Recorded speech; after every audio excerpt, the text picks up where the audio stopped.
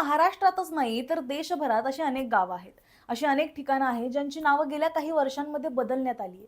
त्यामध्ये अहमदनगरचं अहिल्यानगर झालं, औरंगाबादचं छत्रपती संभाजीनगर झालं, तर सांगली जिल्ह्यातल्या इस्लामपूरचं नाव ईश्वरपूर करण्याची मागणी सुद्धा झाली आणि ते झालं सुद्धा तसं. आणि आता अजून एका जिल्ह्याचं नाव बदललं जाणार असल्याची चर्चा सुरू झाली आहे. पण हा जिल्हा नेमका कोणता आहे? त्याचं नाव बदलण्याची मागणी का केली जाते? आणि या नव्या नावामागे नेमका इतिहास काय आहे? हेच आपण जाणून घेणार आहोत. नमस्कार, मी सारिका आणि तुम्ही पाहताय पॉलिटिकल महाराष्ट्र. महाराष्ट्रात गेल्या काही वर्षांमध्ये जिल्ह्यांच्या नावांमध्ये मोठे बदल झालेले आपल्याला पाहायला मिळाले. औरंगाबादचं नाव हे छत्रपती संभाजीनगर करण्यात आलं, उस्मानाबादचं नाव धाराशिव करण्यात आलं आणि अहमदनगरचं नाव अहिल्यानगर करण्यात आलंय. आता याच पार्श्वभूमीवर महाराष्ट्रातले आणखी एका जिल्ह्याचं नाव बदलण्याची मागणी समोर आली आहे.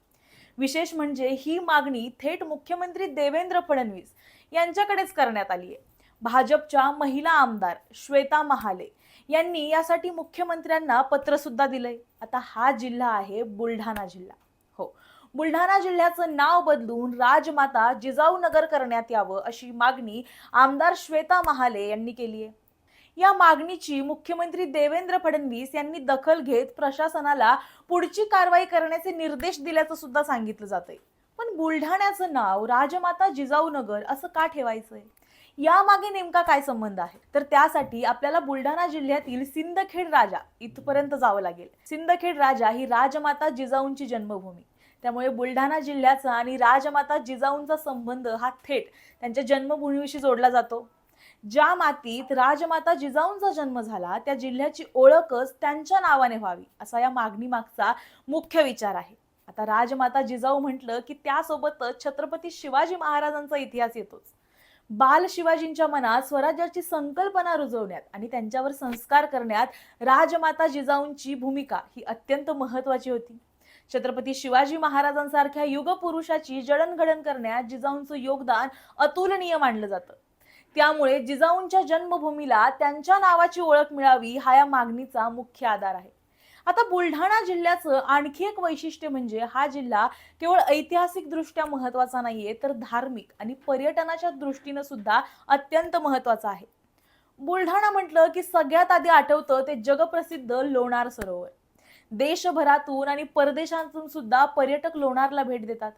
त्याचबरोबर शेगाव हे संत गजानन महाराजांच्या मंदिरामुळे महाराष्ट्रातल्या प्रमुख धार्मिक स्थळांपैकी एक आहे.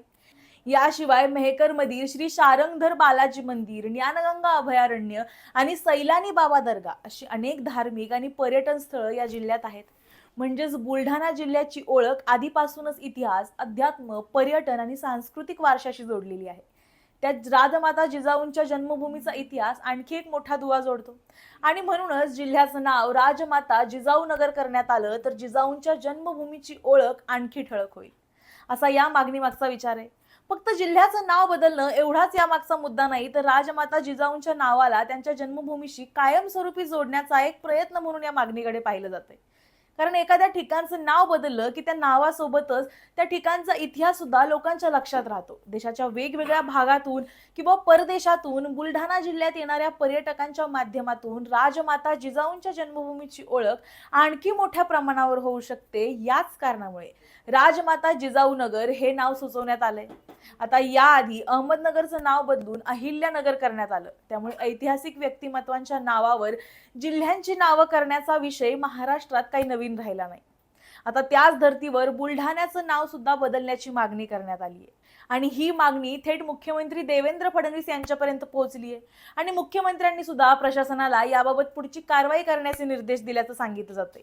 त्यामुळे आता पुढची प्रशासकीय प्रक्रिया काय होते, सरकार याबाबत अंतिम निर्णय काय घेतं आणि बुलढाणा खरंच राजमाता जिजाऊनगर म्हणून ओळखला जाणार का, याकडे सगळ्यांचं लक्ष लागलंय.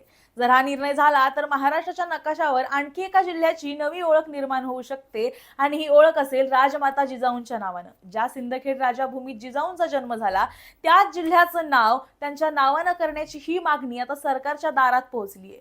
त्यामुळे आता एकच प्रश्न राहतो, बुलढाणा खरंच जिजाऊनगर होणार का?